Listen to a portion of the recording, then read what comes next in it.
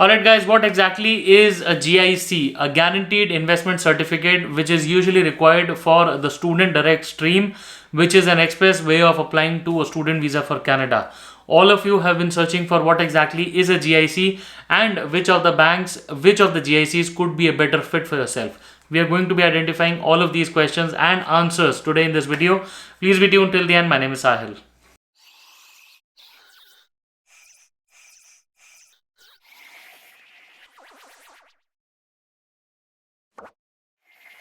Guys, welcome back once again. My name is Sahil and I'm a regulated Canadian immigration consultant and I practice in Brampton, Ontario. My office is here. If you have to get in touch with me, my number is on the screen and the details are there in the description box. More than happy to speak with you.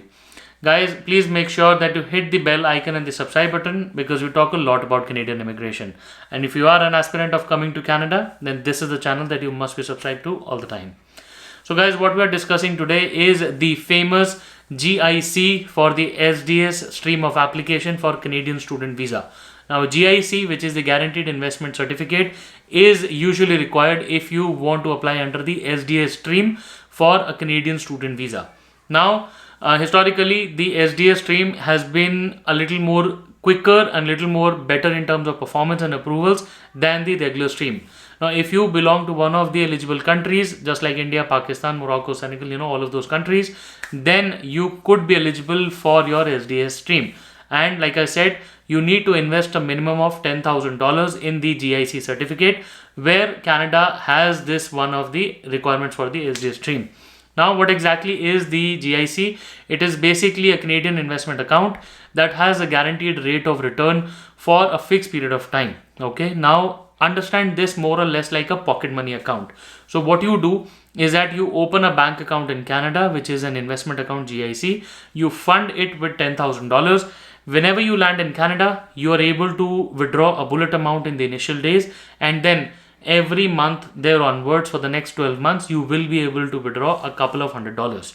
So roughly, if you go by the calculation, a little over $650 or maybe $680 is what you can withdraw, and when you land, you get to the tune of about $2,000. Okay, but looking at the basics, there are about 15 banks in Canada and worldwide who are able to issue this GIC, and they are approved by IRCC only. So make sure that you pick up a bank that has been approved by IRCC.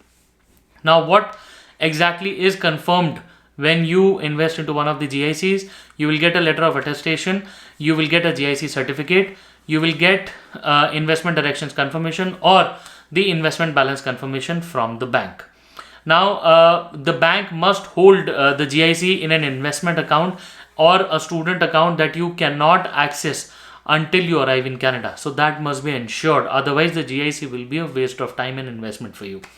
Next, the bank must confirm your identity before releasing the funds to you, and that means when you arrive in Canada, the bank must verify your identity. The bank must, when they're releasing the funds to you, they must issue a lump sum amount when you arrive, and then follow with every month or maybe sort of payments for you to take home and use as your pocket money or maybe as your day-to-day expenses. Guys, now a lot of students ask me that, Sahil, which is the best bank, and what are the sort of GIC options available in the market. Now guys, looking at that particular question, we try to do a bit of a research, and just to note, this is not a sponsored video. I have not been paid or sponsored by any of the banks, but this is based on my own opinion. Please feel free to pick up your own bank, to pick up your own research before you start investing. I will not be responsible if you lose any money, but what I've done is gone through all the GICs on each of the banks and seen as per my understanding and my thought which I like better. Now guys, Indian banks, for example, ICICI, SBI, Simply, RBC also have, the Indian banks are ICICI and SBI do have these options of getting a GIC, but they have negligible number of branches in the country. Okay, so if you're trying to achieve any of flexibility in terms of withdrawing the money, you could face a little bit of a hurdle, but the ease of transferring money while you're in India is going to be better as compared to when you are trying to transfer to an international account. So ICICI, SBI could be an answer to you, but that is only going to help you while you're in India. Once you're in Canada, then you might start facing troubles, right? So please be sure before you're making your investment. Lot of Canadian banks are there, but then guys, please make sure that you look at the popularity, that means the ease of using the bank, the features that is offering, okay, because banking in Canada is very competitive, it is expensive as well. Also the number of branches available, because you might have to walk into the branch a couple of times.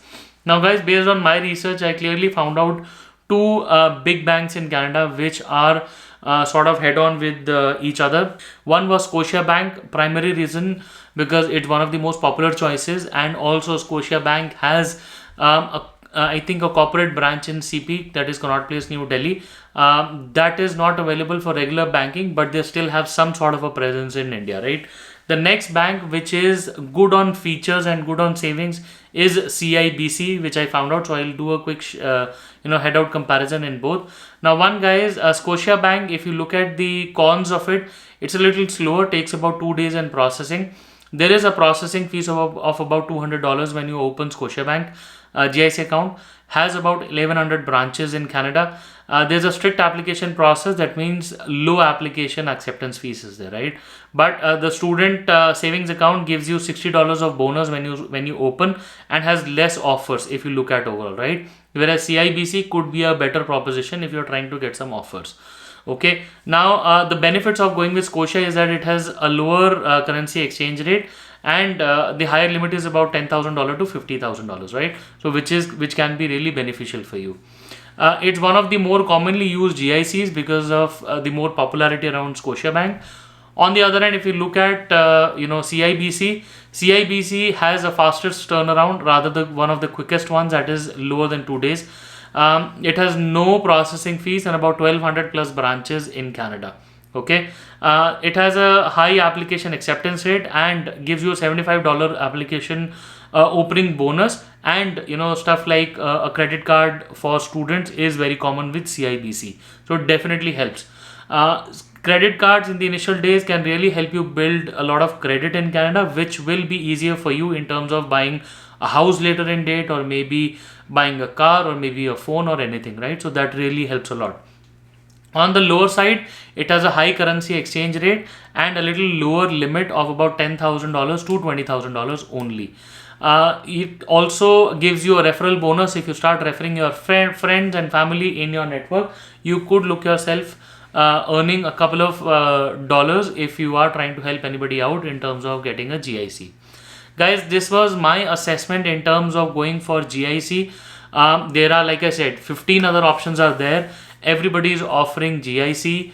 Please go through each and every bank's offerings, features, benefits, and see which suits you the better. Wherever you're going to live, do they have a branch nearby? Does the college have any special association or tie-up or anything? That could be your answer to getting the right GIC.